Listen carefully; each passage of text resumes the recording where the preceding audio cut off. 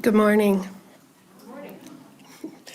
I'm Dahayan. I'm one of the worship associates here, and I have the opening words. These words are attributed to Chief Seattle, but the exact origins are unknown. We are part of the earth, and it is part of us. The perfumed flowers are our sisters, the deer, the horse, the great eagle. These are our brothers. The rocky crests, the juices of the meadows, the body heat of the pony, and humans all belong to the same family. So she taught me how to do this. So when the great chief in Washington sends word that he wishes to buy our land, he asks much of us. If we decide to accept, I will make one condition. The white man must treat the beasts of this land as his brother. I am a savage and do not understand any other way. I have seen 1,000 rotting buffaloes on the prairie, left by the white man who shot them from a passing train.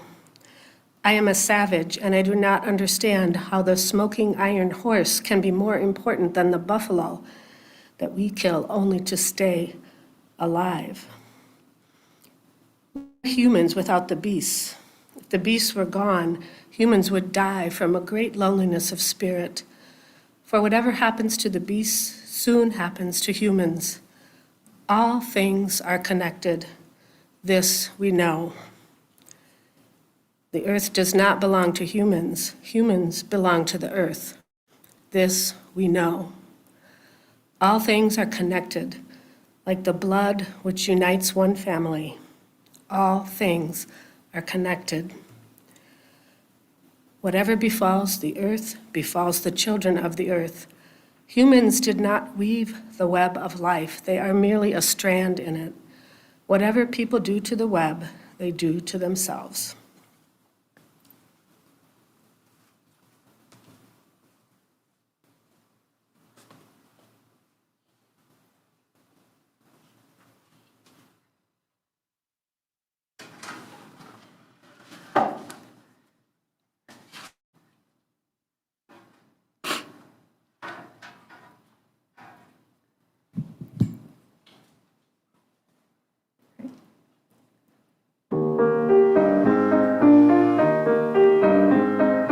Clean air and water, streams running free, clear skies and sunlight as far as you can see. Led by a promise to those who come next, these things we'll treasure, sustain, and protect. Trees tall and sturdy, green things that grow, that fly above, fish that move below. Led by a promise to those who come next, these things we'll treasure, sustain, and protect. Earth in its beauty, fragile at best, calls to seeing our duty put to the test. Hands that reach out, hearts that care, join to preserve this world that we share. Clean air and water, streams run free, clear skies and sunlight as far as you can see. Led by a promise to those who come next, these things we'll treasure, these things we'll treasure, these things we'll treasure, sustain and protect.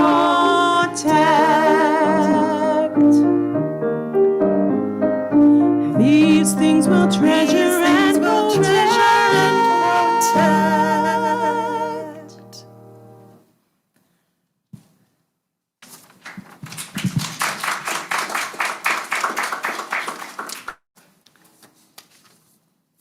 Good morning, everyone. Welcome to Minnesota Valley UU Fellowship. My name's Laura. I'm a minister here. I'm so glad to see all of you here today, whether you're joining us here in person or on Zoom or on YouTube. It's good to be together on this spring morning.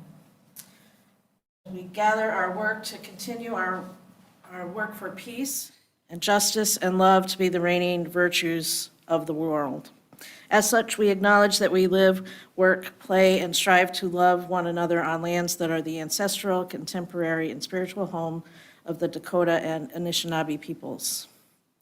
We extend our welcome this morning to the joyful and the heartbroken, to theists and atheists, to those who find religious experience in nature. Welcome to the mystics and the seekers and those who are just curious.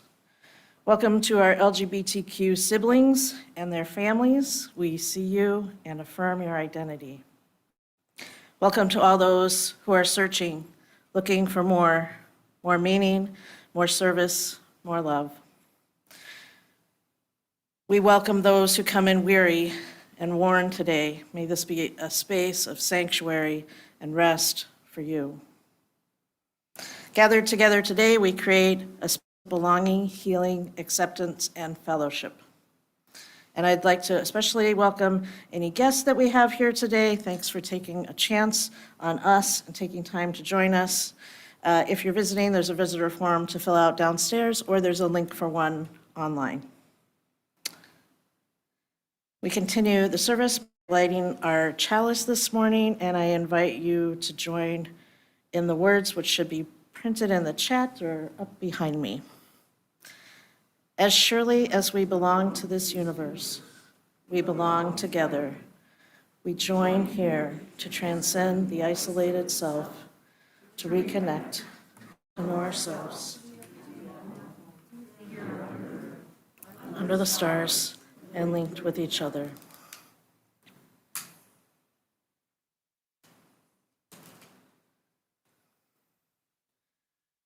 Each week we set aside a few minutes to lift up the joys and concerns of those who have gathered here and online. I invite folks in the Zoom room, I'm going to peek over there now, to write their, am I not in the Zoom room?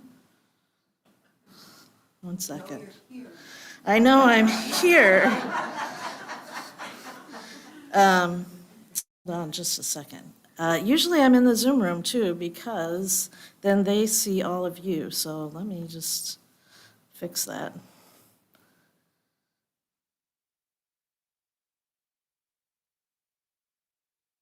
Join.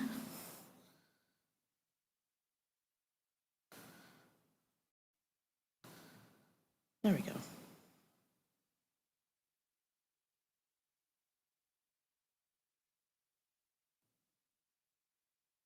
There I am. There we are. There the rest of us are for you Zoom folks. Good morning, Zoom folks.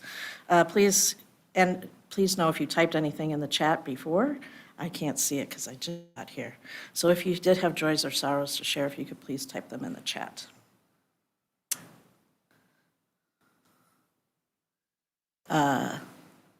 Lee Swinson delights in the red poles, goldfinches, and cardinals, feeding just 4 feet from his window this morning. And I tell you, he's looking out that window, not at me right now. So good morning, Lee.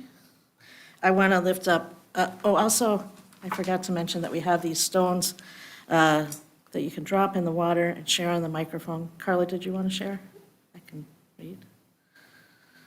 My name is Carla Reese, and I have a huge joy, and I am secretary for the Minnesota Parent-Teacher Association, and we had our convention yesterday in person for the first time in 3 years, and I'm exhausted, but it was so joyous to see all these wonderful parent leaders and volunteers who care so much about upholding our mission, which is basically to make life better for every child in Minnesota. And it was wonderful. It was blessed, and I'm very grateful for this organization and everything they do. So.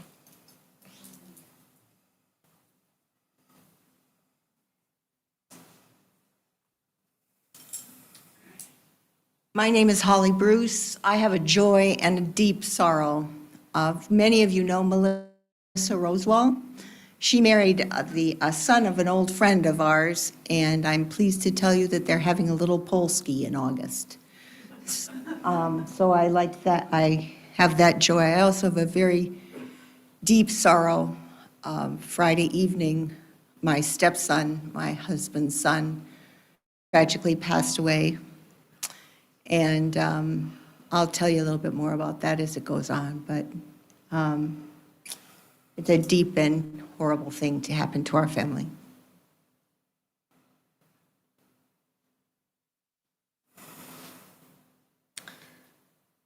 Just want to take a minute there so that you can feel our hearts going out to you. It's a deep, deep loss.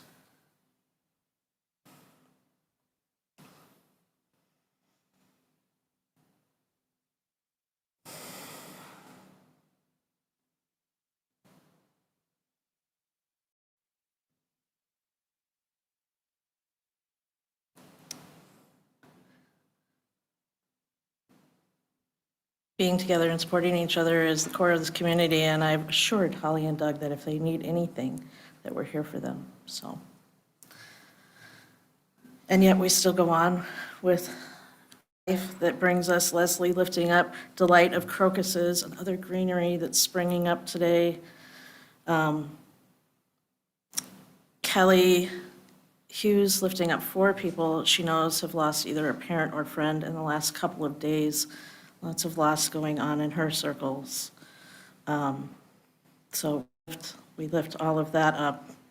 I don't know if this is a joy or a sorrow or a boast. Maybe a little, it's not a sorrow. It's either a joy, it's a joy and a boast. So in the home section of the paper today, on the back page, there's a little tidbit about Kaizen, Hummer, and Kate Grande, who are members here. Some of you know that their journey home has been a long one, and they just recently moved into their house in Richfield after like a couple of years of like construction and moving to different places in the process. And so we continue to celebrate them, and so does the Star and Tribune. You can find that in real print that smells like a newspaper. I haven't smelled that in a while. Or on your phone like I get my subscription, so.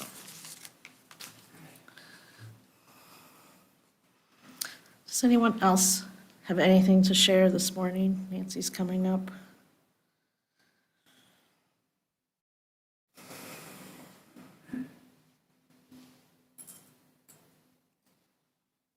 I'm Nancy Buckman. I put the stone in for a son-in-law that this week has been fighting blood on the brain.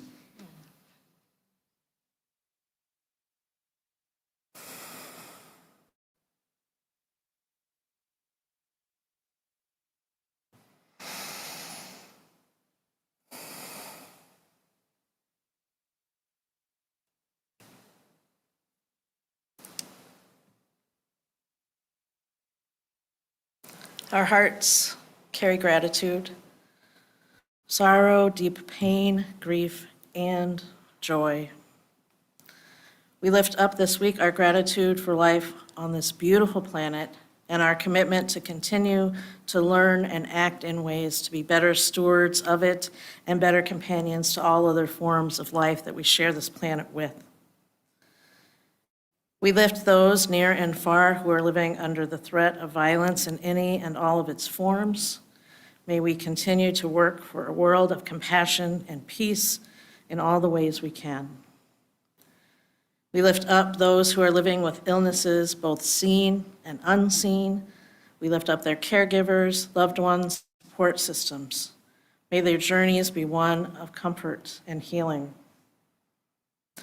We lift up those who are living with hardship, stress, and uncertainty. We lift up those living with grief in its many forms. May they find ease and relief, and may they have loving companions to ease their burden. We lift up what we have shared today alongside those concerns that are held in the sanctuary of our hearts. And I invite you all to open your hearts to receive our sung response this morning.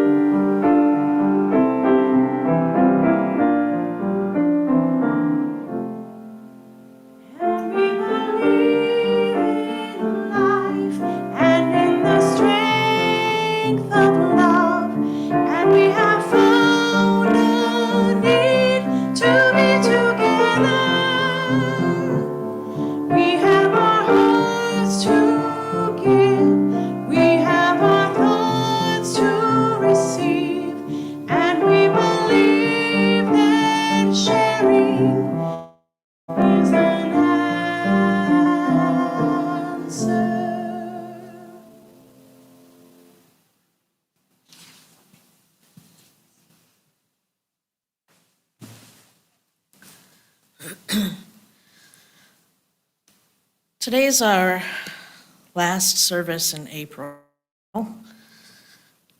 Hopefully, May will bring more of the elusive season we call spring. We can all hope. April didn't bring too much of that for us. I think there was about 5 minutes of it yesterday. I hope you all enjoyed that 5 minutes of warm sunshine before the storm came in.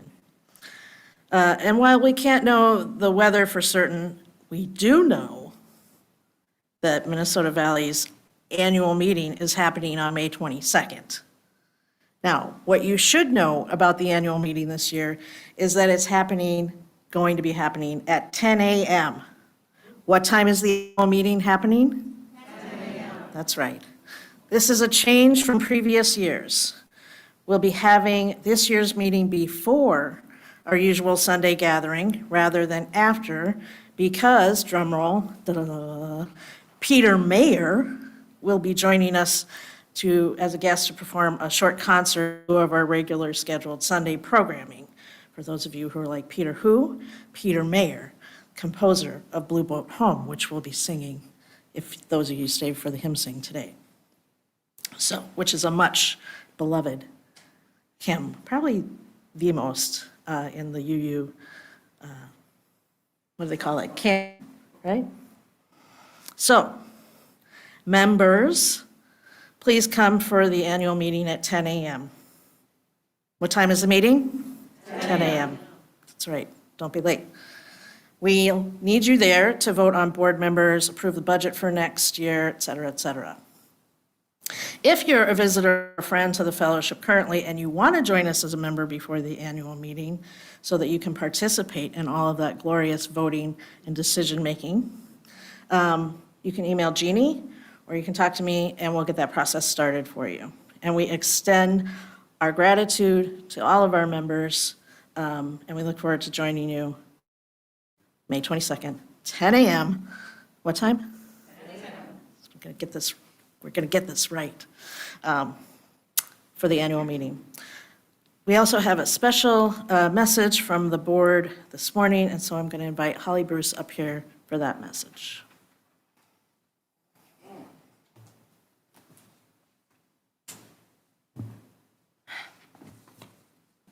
Whoops, I just screwed up your computer there with a piece of paper.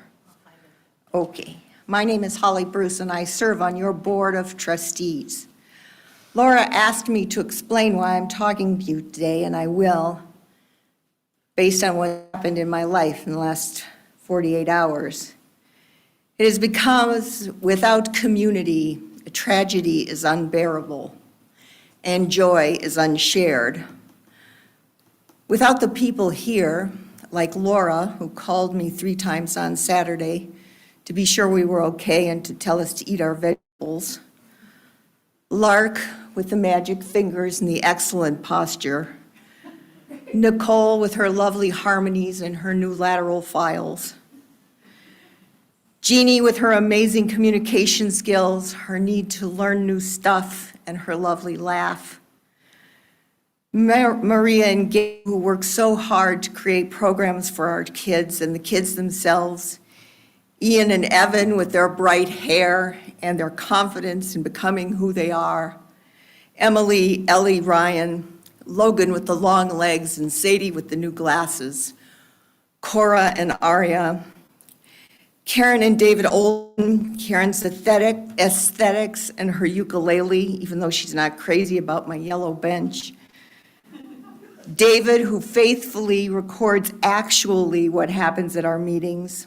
Steve and Jean Danko, who give their artistic skills as well as their financial skills, the Keeleys, Nan and Glenn Corliss, Nancy Buckman, the Swensons, special friends with special gifts, Richard and Fran who keeps me flexible with her yoga, and Richard who gives so much time, his time doing God's work on finance and technology, the board members who give so much time and energy to make this place run, Carla, our fearless leader, Myra, next year's fearless leader, Kelly, who sometimes we have to stop her from saying yes, Eve and Kathleen, David, and all the people who serve on committees and keep this place running, heated, and working. Those who came before, the Fairmans, the Kopniks, the Burts, Trudy and Denny, the Gutmans, Jared Gillian. The past 2 years have been challenging for all of us. We've experienced a drop in membership of about 20%. I guess COVID makes it easier to stay home on Sunday mornings, and we've lost a lot of longtime beloved members. Our pledge numbers have reflected this decrease in membership. You all received an email letter outlining a dilemma for next year, as well as the significant deficit for this year, which we can cover with our savings, but only this one time. Your Finance Committee, oops, I skipped that sentence. You've all received an email letter outlining our dilemma for next year, as well as our successes in developing plans to diversify our income base called Vision 2025. Your Finance Committee and your board have worked hard to keep next year's budget as lean as possible. Even with these reductions, we're still facing a deficit of about $30,000 for next year, 22-23. Our amazing staff have agreed to changes in compensation, and yet, in order to maintain our mission and our programs, music, adult education, family and youth programs, we have come to ask you if you could pledge a little bit more. Any additional gifts, one-time, or increasing your monthly withdrawals or plate contributions will be most welcome. You can go to the donation option on the website and choose Mind the Gap. Or you can talk to anyone on the stewardship committee, or heck, just about anybody else in the place. If you have any questions or want to talk about this, please join us in the fireside room. Huh? Oh, in here, all right. Well, it's not that far, so you'll probably find us. Another question and answer session will be held on May 15th after the service. I'd like to give you a quote from Doctor Who. Those of you that know Doctor Who, we're all capable of incredible change. We can evolve while staying true to who we are. We can honor who we've been and choose who we want to be. And a quote from me, without community, tragedy is unbearable, and joy is unshared. Thank you.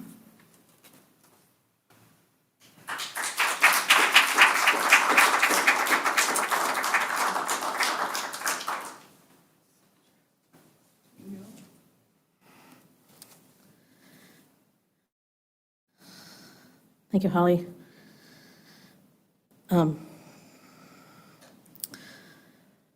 I just want to reiterate the important, not that it wasn't all beautiful and important. There's a Q&A afterwards here in the sanctuary, because I have another meeting in the fireside room. It isn't that far. But if you wander into my meeting, there's bagels. So it's a little different. And if you do want to make a one-time donation to this helpful fund for next year, make sure when you go on the donate page, or if you write a check, that you write Mind the Gap, so we know that that's what it's for, that it's for next year's budget. Or you can increase your pledge. Can they do that online, Richard, or do they need to go, they can increase it from where it was, but they can't see where it was, can they? And if you don't have a good memory, you can contact a member of the staff and we'll tell you where your pledge is at. So, and when I say member of the staff, Jeannie, because she has quicker access to those files than I do, so.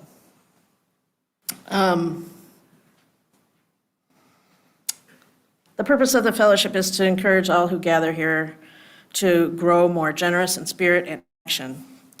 This is the great end of all world faith traditions, to nurture and engage human beings in acts of gratitude, positive creation, and compassion.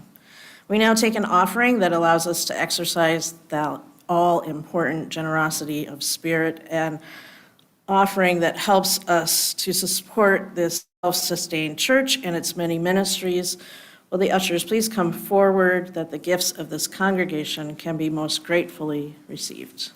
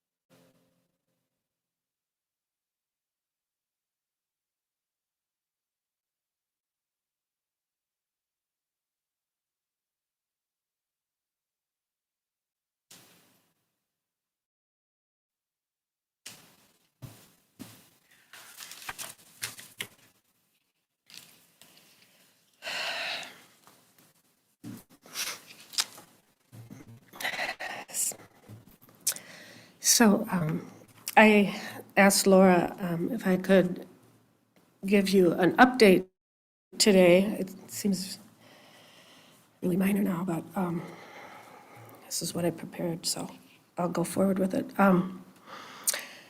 I am what you call a master recycler. Very impressive, I know. Which means that I took a class that was put on by the Hennepin County Environment Energy Department back in 2018, and I learned all about recycling. And I gave a talk here back then, right after I took that class. It seems like a long time ago now. Anyway, I'm the one who collects all the plastic bags that you bring to church, and I wanted to thank everyone for bringing your plastic bags. And I wanted to give you an update on that project. This all started because I met a woman who lives in my neighborhood in Eden Prairie, who's this like dynamite person who, she was going around door to door asking people for their plastic bags. And through her, I learned about this program through a company called Trex. And I asked Richard to make a slide, so you can put that up now. There's this company called Trex that has a community program, and any community group can do this. If you collect, there it is. If you collect 500 pounds of plastic bags in 6 months, they will donate a park bench. They will make a park bench out of the plastic bags and then donate it to your group. And so that's what we are doing with our bags. Now, we don't have enough people here to collect 500 pounds of plastic bags.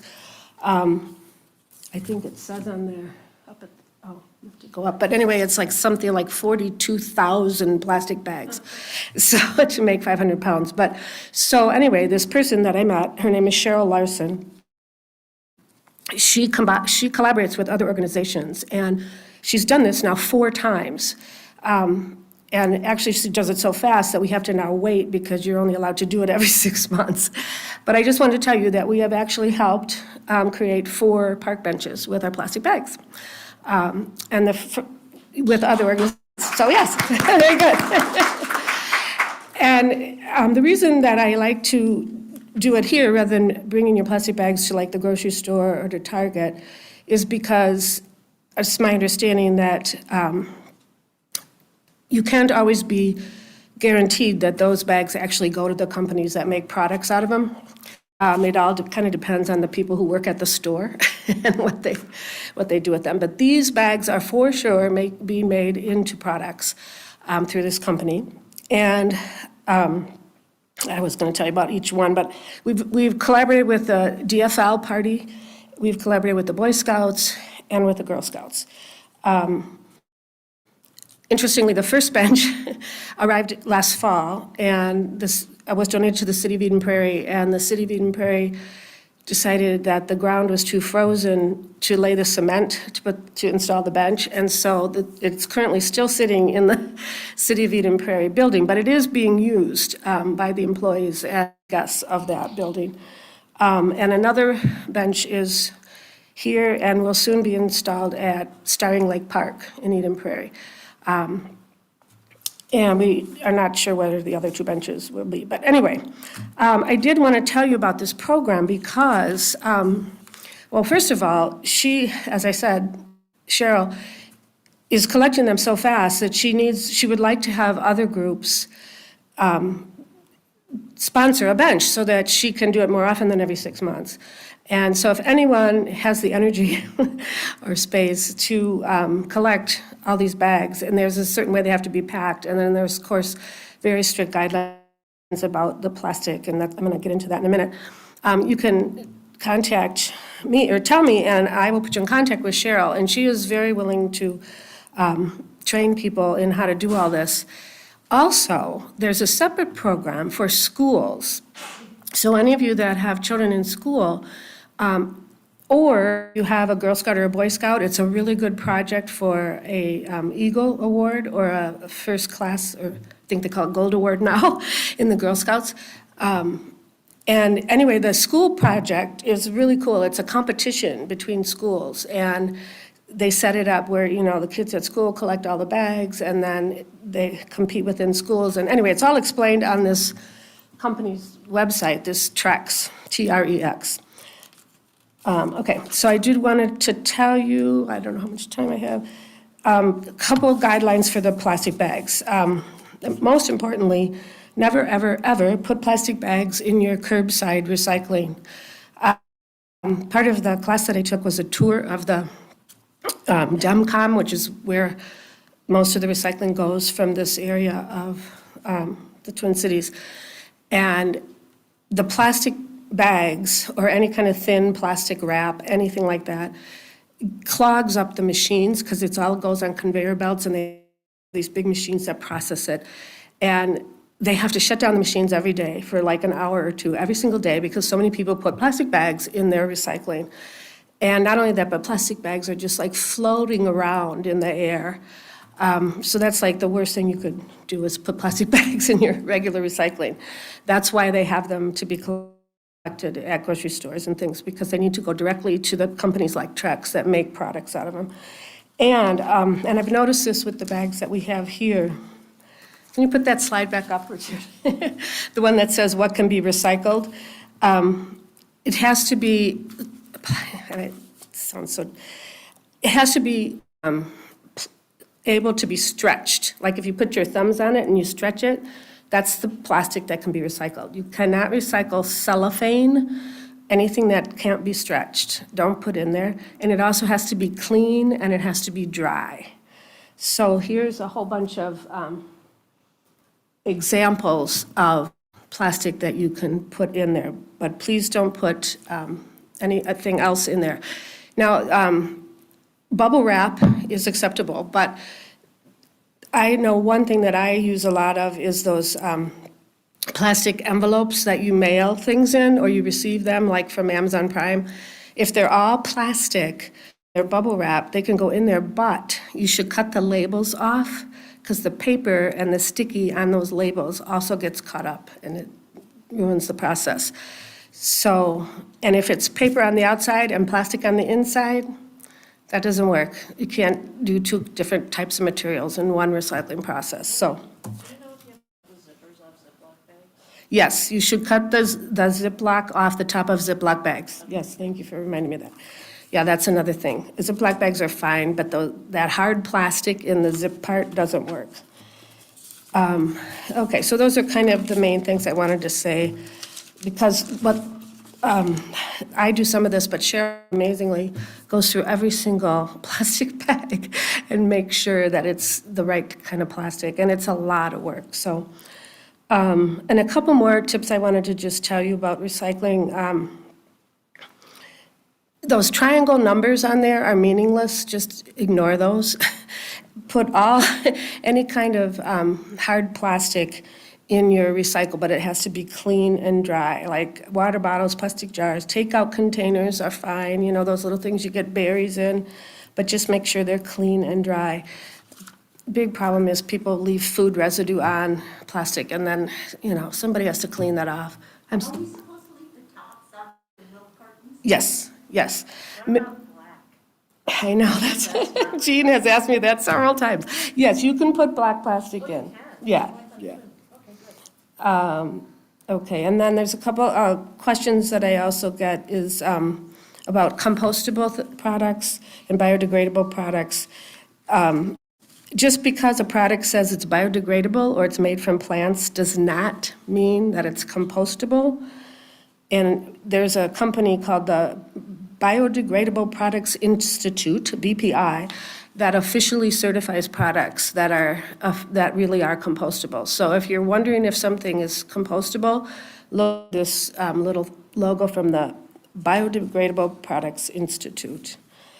And shredded paper, don't put shredded paper in your recycling bins because it flies everywhere. You can tie it all up into a paper bag, and that's okay if you put it in a paper bag, but don't just put it loose, and don't put it in a plastic bag. Let's see. So I just wanted to Any other questions? That's basically all I have for you. Like I said, anybody, I'd love to help a school get involved or a Girl Scout or a Boy Scout get involved in this. I'd be more than happy to help anybody that's interested in moving forward with that. All right, thank you.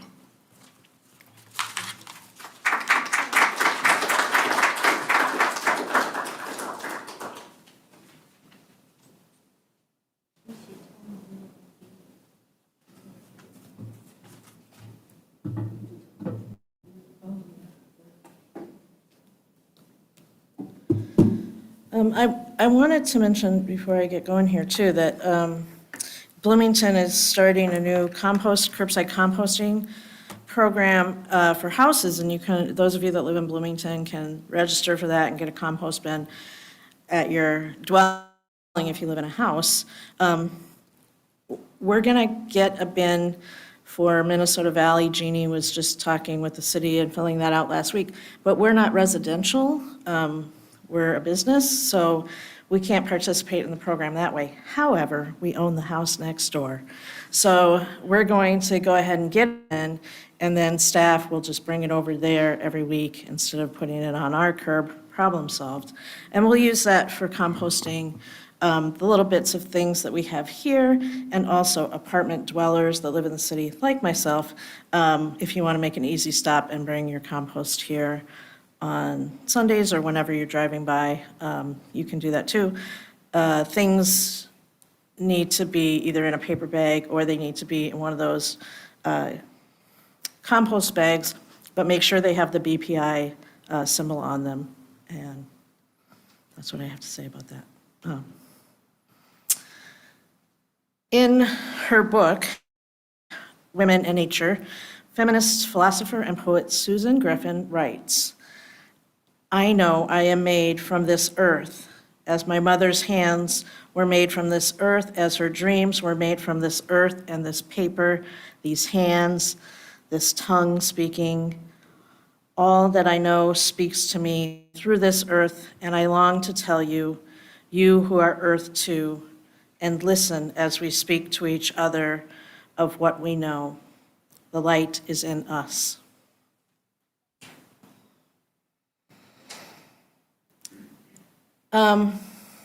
So I want to talk about climate change and climate justice today. A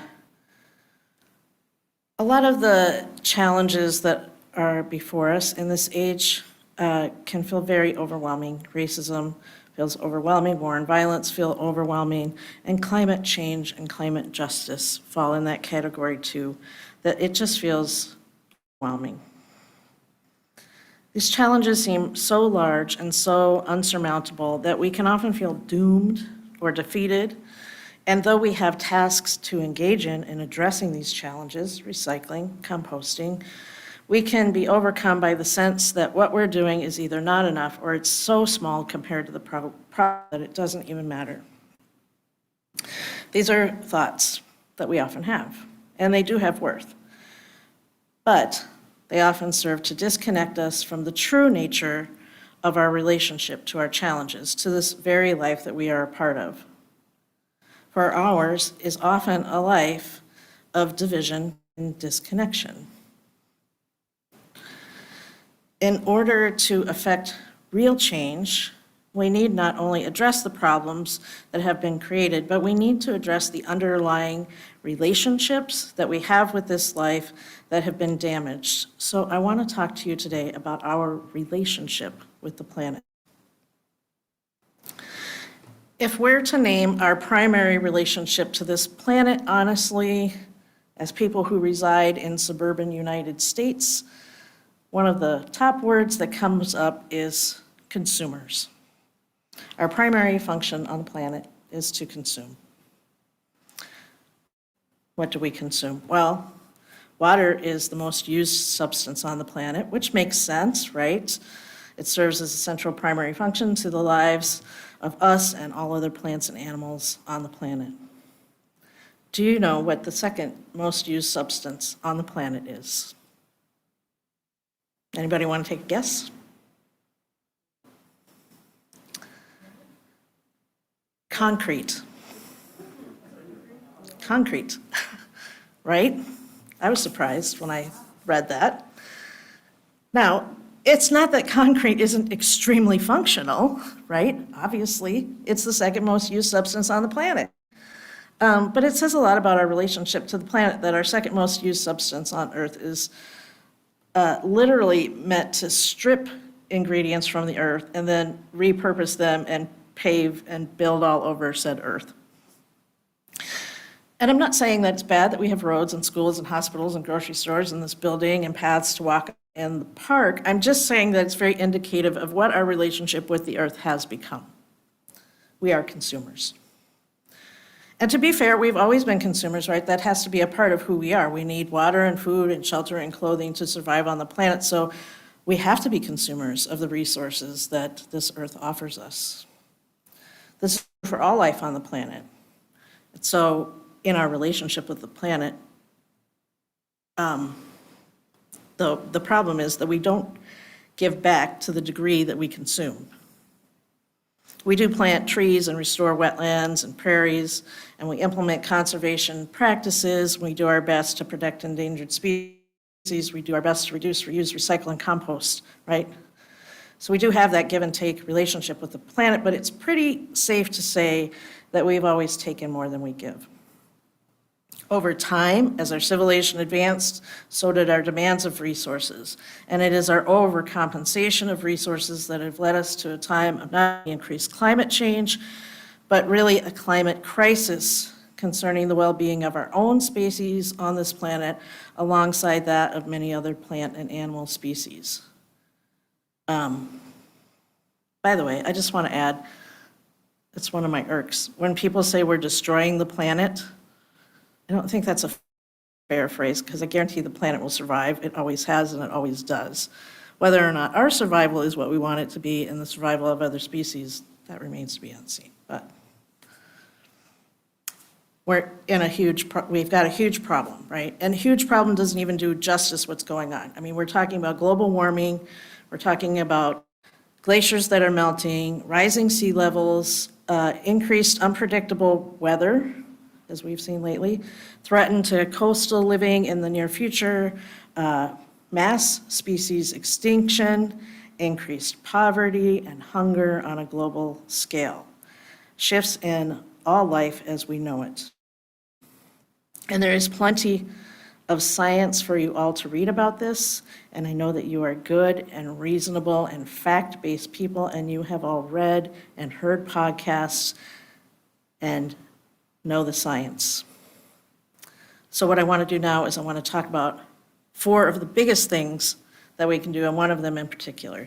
So in an article that I read, 4 of the biggest things that we can do are, first of all, reduce air travel. The pandemic has brought us all to discover that many things that were done in person can now be done through video meetings, right? Webinars and conferences. I've attended several national conferences now online rather than going in person.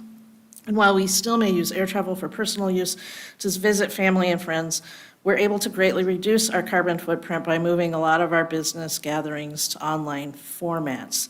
This not only saves money, but it reduces our uses on fossil fuels. So those of you who are engaged in business and industry, I encourage you to encourage your business and industry to implement online always as an option, or maybe even as the only option to reduce our air travel. We can further reduce our use of fossil fuels by using gasoline-fueled cars as little as possible. Many of us now work from home, so that helps. Electric cars are becoming more widely available, and we also use electric buses and trains. Last year I bought an electric bike, and if spring ever gets here fully, I'll be commuting on my bike every day and using that for local errands when the weather's nice. Again, the pandemic has opened up whole new possibilities for women to go to places in person, as is evident by some of you who are watching online this morning on Zoom or on YouTube. You need not use fossil fuels to attend a Sunday service. And for those of you who do drive here on a Sunday morning, I wonder how many of you might be able to bike here in the warmer months or carpool others that live in your neighborhood to reduce that carbon footprint a little bit more. We can all do little bits to make a difference. Another thing we can do, have fewer children, right? For real. An article in Business Insider reports some good news on this front. Birth rates and fertility rates have steadily been declining. Today, people of childbearing age, many of whom are millennials, are delaying having children or not having them at all. It's a trend that's bringing the U.S. in line with the rest of the world. Since 1950, the world fertility rate dropped from an average of 4.7 children to 2.4 children. Fertility rates in the U.S. peaked in 2007 before declining during the 2008 recession and accelerating its slump more when the pandemic hit. There was some fear that the pandemic was going to bring kind of a little baby boom, but it did not. A Centers for Disease Control and Prevention report last year found that the U.S. birth rate fell by 4% from 2019 to 2020, the sharpest single decline in almost 50 years, and the lowest number of births since 1979. Various factors help to explain this. Increased education and use around contraception is one reason. Fear of bringing a child into the world during a period of climate change is a reason. Chief among concerns is also an expensive economy riddled by a pandemic and lack of affordable childcare, coinciding with decades of progress for professional women as choosing to be child-free does not carry the taboo status that it once did. These trends reflecting generational choices could have an overall effect of less resource demand as overall population growth to stall and possibly even reverse itself in the future. This is good news for the planet and hard news for those of us who have a grandma clock ticking and are parents to only children who happen to be millennials. My son typifies his generation when considering having children. He isn't sure that it's a good for the planet. Express my grief here. And I am guilty of doing this so often with him. He called me last month. He's like, "Mom, I have something to tell you. It's unexpected, but maybe you knew it was coming." And immediately I was like, "Somebody's pregnant." And he said, "No." And I said, "Oh." One thing I can do, and as I was writing this, I resolved to do this, is I can become more understanding and supportive of this choice of him and his generation. I can quit berating him about my dreams of being a grandma, something that I haven't been good at doing that at all. By the way, I used to berate him about going to college, and then he said he didn't want to do that either, and that's how I ended up going to college and ended up here. So if I quit berating him about this, then something will happen that I will be working with children or something to have that need met in my life, and it will all come to balance. So those of you that are pushing your younger, your millennial age children to have children, we could probably back off. So this is the thing about reducing our consumption and our footprint. It means that we have to rethink some of our dreams and aspirations. I need to shift wanting a better planet and environment for the future of all children rather than focusing on having, one of them directly in my family line. All of this takes big shifts, but it has a big impact on what our daily lives could look like. And things that can have a big impact on what our daily lives look like. This brings me to the big fourth way that we can all reduce harmful effects on consumption on the planet. You can switch to a low-carbon diet. Now, I know you've all heard of low-carb diets. There's something of a trend. Frankly, they also have a very negative impact on the climate as they're very centered on animal agriculture. A low-carbon diet, on the other hand, is focused on plant-based foods as one of its tenets. So let's talk about this for a minute. According to the Food and Agricultural Organization of the United Nations, livestock account for 14.5% of the world's greenhouse gases each year, roughly equal to the emissions caused by trains, planes, cars, and ships, right? So we lots of times focus on this fossil fuel problem because nobody wants to talk about the fact that animals cause just as much greenhouse gas.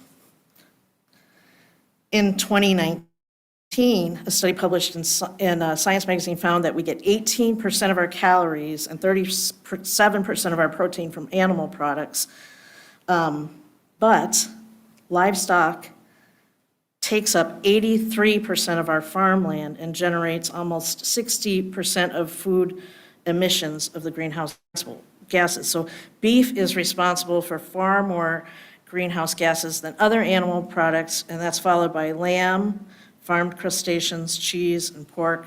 Fish and poultry have a lesser impact, but they're still way more impact than vegan fare such as tofu and nuts and, of course, vegetables. By eating a low-carbon or plant-based diet, we can greatly reduce negative impacts that our consumption has on the planet in huge ways. The low-carbon diet follows a few simple tenets. So plant-based eating, as I mentioned, but also eating seasonally and eating locally. By eating seasonally and locally, we reduce the tremendous amount of emissions caused by importing foods from far-off places. Now, I realize that this is a tough call when you live in the tundra of Minnesota, right? We don't have a lot of food that's local here that isn't animal agriculture for a good chunk of the year. Still, we have some choices that we can make, which is better than none. Local greenhouse-grown lettuce is available all year round here in the Revol brand, if you look for that in your grocery store. Same thing with Bushel Boy tomatoes, which are a favorite here locally. Those are local greenhouse tomatoes from Owatonna. For those things also that are grown closer to us, reducing that carbon footprint, right? So think about Florida oranges or California strawberries having a less carbon footprint than Chilean grapes, right? Which have to come a really, really long way to get here. Try to keep it in the northern hemisphere, in the North America continent. Maybe that's a choice that we can do. It's not local, but at least it's our continent, which is better than going to another continent to get something. And during the growing season, go to locals' farmers markets. There's a great one here in Bloomington. There's great ones all across the Twin Cities. You can also subscribe to a local produce subscription where you get a box delivered weekly. Those are called CSA programs. You can type that in and find a local plan near you. And then use those ingredients that you find to write your menu if you're writing menus for the week. I always do because that's the chef I am before you go to the grocery store. So go see what's local, get those things that look wonderful, and then decide what you're making for the rest of the week. I also want to say, those of you that are single or just coupled, when you go to the farmer's market and you say, well, I can't use that huge thing of green beans, I just want half that. Here's the beauty of the farmer's market. Just tell them you want half that, and they'll have you pay $2 instead of $4. You just want one big, huge heirloom tomato? Just get one. You don't have to get all 5 of them. So know that at the farmer's market, they'll be really flexible with you and help you make half dozen eggs. I'm sure they'll give you a half dozen eggs. Just work with the folks. They want to sell you good local foods. Now, I want to say this. You don't have to go completely vegan in an instant, right? That's not what I'm suggesting here. Because if you do that, failure may also be instantaneous, right? But this is definitely a case where doing something matters more than doing nothing. Try starting with plant-based breakfasts, right, or lunches, or maybe a day of the week. We've all heard of meatless Mondays, and then maybe you add on Wednesdays and Fridays, right? You can ease this into your diet, ease this into your lifestyle. Try some of the many new plant-based products that are out there and that are coming out and tasting better all of the time. Talk to your vegetarian and vegan friends for tips. Share recipes with your friends and family. If you're already vegan or vegetarian, Try to work on getting more seasonal and local foods into your diet. There's an area that maybe you could improve on. And if you're vegan or vegetarian, help others who are looking to eat more plant-based foods by sharing your journey and your support, and maybe even some recipes. By following these 3 tenets of low-carbon eating seasonally, locally, and plant-based, you'll significantly reduce the impact that diet has on the planet. Moreover, choosing a low-carbon diet, you are demanding structural change. Case in point, go into any grocery store or Costco when they're offering samples, and a lot of times you'll find that it's some new plant-based food because consumers are demanding it. So the more we demand, the more products there are, and the easier it gets for all of us.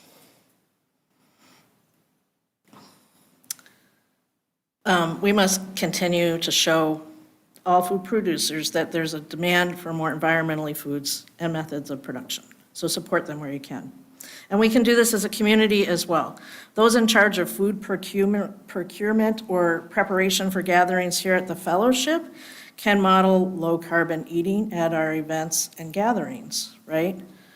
When we're catering something or having a potluck, maybe we say that it's just vegetarian and encourage that kind of thing here. Now, remember in the beginning of my remarks, I said that climate crisis is at hand and it can feel overwhelming.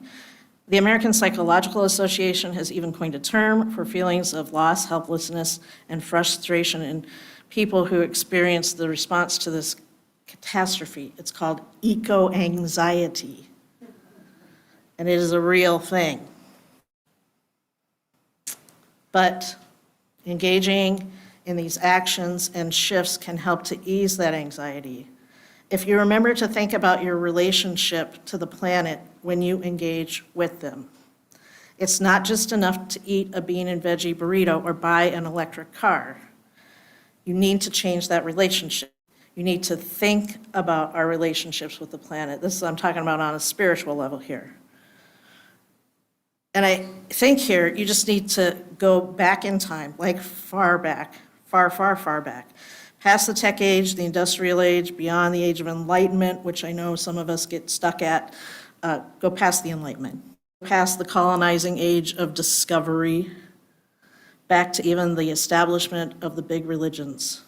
Go back to your indigenous ancestors, wherever they were on this planet. Call their spirit into yours.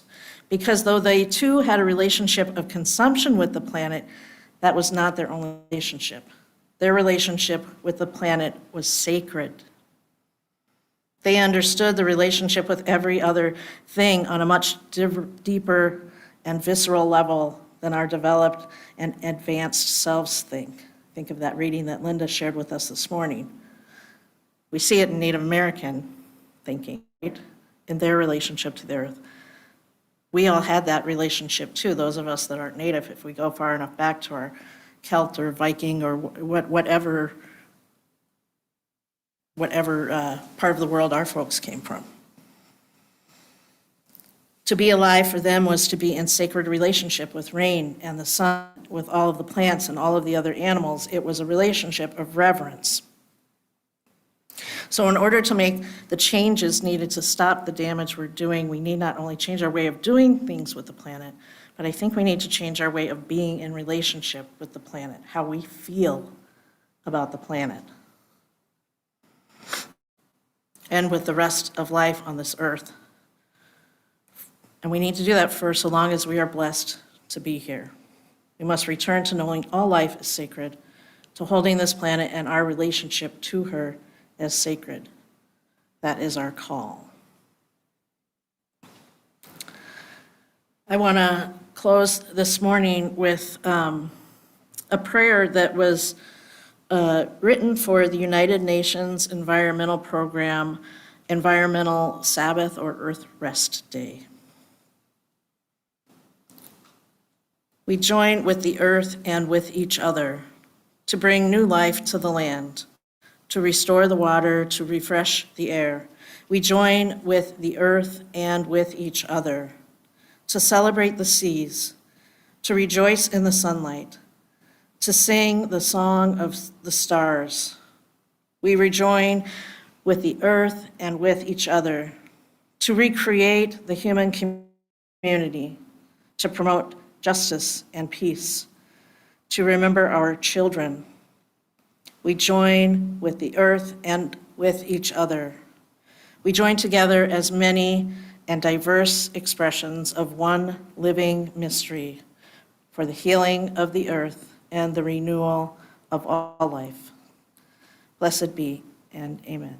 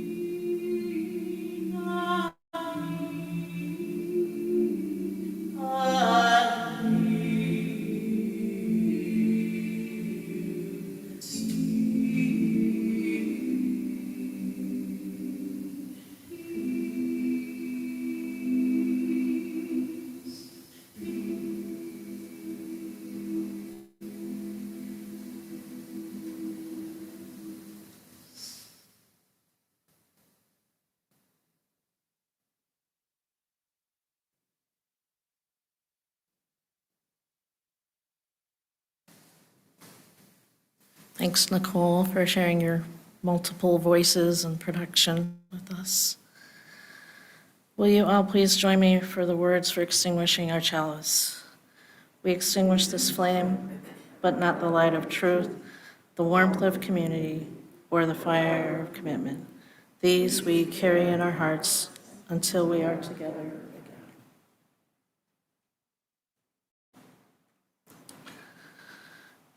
We'll have a 2-minute pause for those of you that would like to go, and then we'll have a hymn sing of Blue Boat Home. Following that, there'll be the Q&A in here for anybody who has questions about Mind the Gap. And I'll see you all next week.